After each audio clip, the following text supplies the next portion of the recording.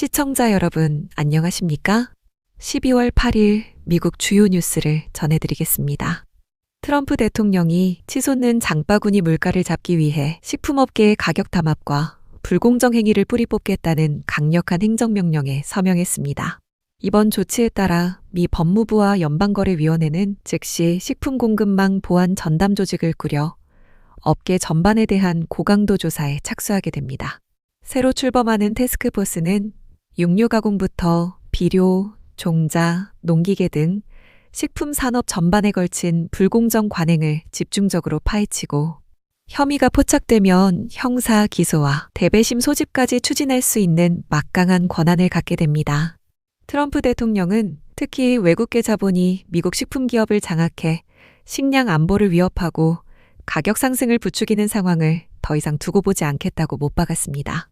실제로 최근 몇 년 사이 대형 식품 기업들이 가격 조작 혐의로 거액의 합의금을 물어낸 사례가 빈번했던 만큼 이번 수사는 그 어느 때보다 강도 높게 진행될 것으로 보입니다. 트럼프 행정부는 취임 직후부터 이전 바이든 정부 시절에 과도한 규제를 걷어내고 에너지 생산을 늘려 물가 상승 압력을 낮추는 데 주력해왔습니다. 백악관 자료를 보면 이러한 정책 기조 덕분에 물가 상승분을 감안하더라도 근로자들의 실질 임금은 상승세로 돌아섰으며 4인 가족 기준으로 연간 상당한 금액의 비용 절감 효과가 나타나고 있다고 합니다. 이번 명령에 따라 전담 수사 조직은 앞으로 6개월 뒤와 1년 뒤에 구체적인 진행 상황과 성과를 의회 지도부에게 직접 보고해야 합니다. 보고 과정에서 수사팀은 단순한 현황 전달에 그치지 않고 불공정 행위를 막기 위해 필요한 추가적인 법안이나 의회 차원의 조치까지 건의할 예정입니다. 트럼프 대통령은 이번 조치를 통해 농민들에게는 공정한 소득을 보장하고 소비자들에게는 실질적인 가계 부담 완화를 돌려주겠다고 공언했습니다. 다음 뉴스입니다. 트럼프 대통령이 지난 7일을 기해 진주만 추모의 날 포고문을 공식 발표했습니다. 이미 1994년에 미 의회가 법으로 이날을 기념일로 확정했는데 왜 대통령이 또다시 발표하는지 궁금하신 분들도 계실 겁니다. 이는 해당 법안이 대통령에게 직접 포고문을 발행하여 국민들의 조기 개항을 독려하도록 의무를 부여했기 때문입니다. 즉, 이번 발표는 법률적 절차에 따라 전 국민에게 구체적인 추모 행동을 명령하는 필수적인 행정조치입니다. 올해는 1941년 일본의 진주만 기습 공격으로 태평양 전쟁이 발발한 지 84주년이 되는 해입니다. 당시 평화롭던 하와이 오아후 섬을 덮친 이 참사는 미군과 민간인을 포함해 무려 2,403명의 소중한 목숨을 앗아갔습니다. 트럼프 대통령은 포고문에서 과거 침략자였던 일본이 이제는 미국의 가장 충실한 우방이자 핵심 안보 파트너가 되었다며 자유를 위협하는 세력에 맞서 싸운 위대한 세대의 숭고한 용기가 있었기에 오늘날 우리가 누리는 번영과 평화가 가능했다고 강조했습니다. 또한 84년 전 그날의 교훈을 잊지 말고 어떠한 적이 도발해 오더라도 즉각 경멸할 수 있는 철통 같은 대비태세를 주문했습니다. 이에 따라 트럼프 대통령은 모든 연방기관과 미국 가정에 성조기를 조기로 개항해 줄 것을 공식적으로 당부했습니다. 현재 미일 양국은 군사적 협력을 넘어 경제와 문화를 아우르는 강력한 동맹관계를 유지하고 있습니다. 미국 정부는 지난 주말 진주만과 제2차 세계대전의 영웅들을 기리는 추모 행사를 거행했습니다. 다음 뉴스입니다. 마르코 루비오 국무장관과 피트 헤그세스 국방장관이 오늘 워싱턴에서 호주 외교 국방장관들과 연례 회담을 개최했습니다. 이번 회담은 인도태평양 안보를 강화하고 남중국해와 대만을 둘러싼 중국의 공세적 행동에 대응하는 데 초점을 맞추는 것으로 알려졌습니다. 루비오 장관과 헤그세스 장관은 호주의 페니 웡 외교장관, 리처드 말스 국방장관과 함께 국무부에서 만나 동맹 강화 방안을 논의했습니다. 루비오 장관은 핵심 광물, 국방 생산, 병력 배치 등 양국 간의 협력에 큰 동력이 붙었다고 평가했습니다. 특히 트럼프 대통령과 호주의 앤서니 앨버니지 총리가 지난 10월 체결한 핵심 광물 협정이 주요 논의 배경이 되었습니다. 이는 중국이 휴대전화부터 전투기에까지 쓰이는 핵심 광물의 수출 규정을 강화한 조치에 맞서는 공급망 다변화 전략입니다. 루비오 장관은 믿을 수 있고 다변화된 핵심 광물 공급망을 확보해야 한다고 강조하며 특정 국가가 이를 지렛대로 사용하는 것을 막아야 한다고 역설했습니다. 또한 미국, 영국, 호주가 미국 핵잠수함 기술 기반의 호주 핵잠수함 건조에 합의한 오커스 안보 파트너십 이행 상황도 점검했습니다. 호주 측은 오커스가 안보와 번영에 구체적인 이익을 가져다주며 전속력으로 나아가고 있다고 밝혔습니다. 헤그세스 장관은 호주가 미국 잠수함 생산 능력을 확대하기 위해 10억 달러를 추가로 지원하는 것을 환영하며 오커스 이행 가속화를 언급했습니다. 말스 장관은 미국과의 동맹이 호주 안보의 핵심이며 더욱 경쟁이 심화되는 세계에서 친구 및 동맹국과의 협력이 중요함을 재확인했습니다. 이번 회담은 인도태평양 지역의 안정과 주요 공급망 확보를 위한 미국의 동맹 강화 조치임을 명확히 보여주고 있습니다. 다음은 미국의 지역에서 발생하고 있는 몇 가지 중요한 사건들을 전해드리겠습니다.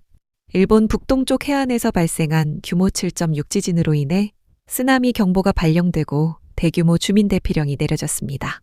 미국 지질조사국 USGS에 따르면 현지 시간으로 12월 8일 밤 11시 15분경 일본 해안에서 약 70km 떨어진 지점에서 발생한 지진입니다. 일본 기상청은 지진 발생 직후 최대 3m 높이의 쓰나미가 이와테, 아오모리, 홋카이도 일부 지역 해안에 도달할 수 있다고 경고했습니다. 실제로 이미 이와테현 쿠지항에서 0.7m 높이의 쓰나미가 관측됐고 아오모리 및 홋카이도 일부 지역에서는 40cm 높이의 쓰나미가 관측된 상황입니다. 이어서 일본 정부 대변인인 미노루 관방장관은 재난지역 주민들에게 즉시 고지대나 대피소와 같은 안전한 건물로 대피할 것을 촉구했습니다. 다행히 현재까지는 인명피해나 심각한 시설 피해에 대한 즉각적인 보고는 없는 것으로 알려졌습니다. 특히 주변의 히가시도리 및 오나가와 원자력 발전소에서는 현재까지 이상 징후 없음이 보고되었으며 다른 원자력 시설 역시 안전점검 중입니다. 지난 10월 취임한 타카이치 일본 총리는 성명에서 인명구조를 최우선 원칙으로 삼아 정부가 하나 되어 대책을 마련할 것이라고 밝혔습니다. 일본은 불의 고리 지역에 위치하여 지진 활동이 빈번하며 2011년에는 규모 9.1의 도호쿠 대지진으로 대형 쓰나미와 후쿠시마 원전 사고를 겪은 바 있습니다. 타카이치 총리가 이끄는 일본 정부는 현재 지방당국과 긴밀히 협력하여 피해를 정밀히 평가하고 비상대응 조치를 시행하는 중입니다. 이번 지진 발생에 따른 일본 정부의 구체적인 비상대응 계획 및 피해 규모 보고 일정은 곧 발표될 예정입니다. 다음 뉴스입니다.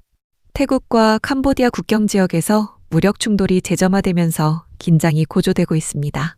이번 충돌은 지난밤 국경에서 발발하여 새벽까지 격화되었으며 여러 지역으로 확산된 것으로 알려졌습니다. 이 교전으로 인해 태국 군인 1명과 캄보디아 민간인 4명이 사망하는 인명피해가 발생했습니다. 태국은 자국 군인 사망 후 국경을 따라 공습을 단행했으며 양측은 모두 상대방이 먼저 교전을 시작했다고 비난하고 있습니다. 태국군은 자국의 주권과 영토 보전이 확보되고 캄보디아의 군사 역량을 약화시킬 때까지 군사적 행동을 지속할 것이라는 단호한 목표를 설정했습니다. 이에 대해 캄보디아의 훈 마네 총리는 정부의 최우선 과제가 국민을 보호하고 캄보디아의 주권을 수호하는 것이라고 강조했습니다. 국제사회는 우려를 표하며 즉각적인 자제를 촉구하고 나섰으며 앰네스티 인터내셔널은 양국 정부가 민간인을 보호하기 위한 모든 조치를 취할 것을 촉구했습니다. 이번 분쟁의 배경에는 올해 초에도 양국 간에 발생했던 에메랄드 트라이앵글 지역에서의 유혈 충돌과 국경 협정 위반에 대한 갈등이 자리하고 있습니다. 현재 태국은 약 36만 명의 현역 군인과 57억 3천만 달러의 국방 예산을 가진 반면 캄보디아는 12만 4천 명의 병력과 13억 달러의 국방 예산으로 병력 및 전력의 차이를 보입니다. 이번 사태는 영내 안정을 크게 해치는 중대 사안이며 일본과 말레이시아 등 주변국들의 외교적 중재 노력 또한 가속화될 전망입니다. 앞으로 양국이 추가적인 충돌을 멈추고 대화의 장으로 나올 수 있을지 국제사회의 관심이 집중되고 있습니다. 마지막 뉴스입니다. 오스트리아 최고봉 그로스 글로크너 산에서 발생한 여성 등반객 사망 사건의 전말이 밝혀지며 큰 충격을 주고 있습니다. 지난 1월 33세 여성 케르스틴 구르트너 씨는 남자친구인 39세 남성과 함께 해발 3,798m의 그로스글로크너를 등반하던 중 조난당했습니다.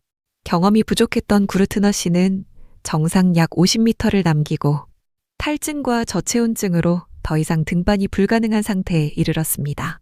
문제는 남자친구가 조난 상황에서 구조대에 즉시 연락하는 대신 구르트너 씨를 현장에 방치하고 혼자 하산하여 구조를 요청하려 했다는 점입니다.